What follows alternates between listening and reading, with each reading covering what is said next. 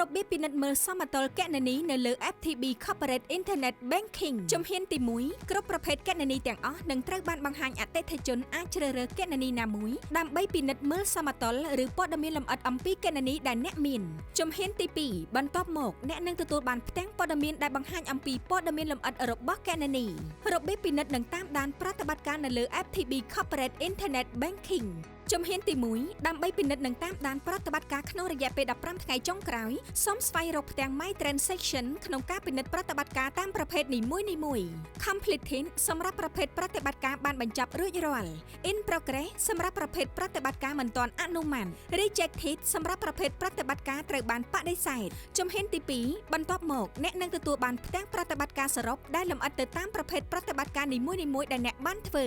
អ្នកអាចផ្លាស់ប្ដូរប្រតិបត្តិការដែលបានធ្វើរួចរាល់សម្រាប់ថ្ងៃនេះឬសម្រាប់15ថ្ងៃចុងក្រោយរបៀបទាញយករបាយការណ៍គណនីនៅលើ FTB Corporate Internet Banking ជំហានទី1សូមជ្រើសរើសគណនីណាមួយរបស់អ្នកដើម្បីទាញយករបាយការណ៍គណនីតាមតម្រូវការជំហានទី2សូមចុចលើ Periodic Statement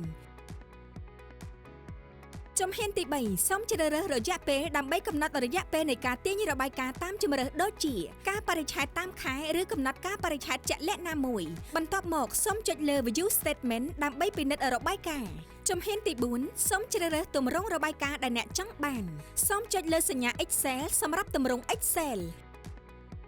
សូមចុចលើសញ្ញា PDF សម្រាប់ទម្រង់ PDFជំហានទី5នៅពេលទាញយករួចរបាយការណ៍នឹងបង្ហាញក្នុង Recent Download History នៃកម្មវិធី Browser បន្ទាប់មកសូមចុចលើរបាយការណ៍ដែលអ្នកទើបតែទាញយកជំហានទី6អ្នកនឹងទទួលបានរបាយការណ៍គណនីជាទម្រង់ Excel និងទម្រង់ PDF ជាការស្រេចសម្រាប់ព័ត៌មានលម្អិតសូមទាក់ទងមកកាន់យើងខ្ញុំតាមរយៈលេខ180020/11និងតាមរយៈគេហទំព័រ www.ftb.com.kh ធនាគារពាណិជ្ជកម្មក្រៅប្រទេសនៃកម្ពុជាវិនិយោគដើម្បីអនាគត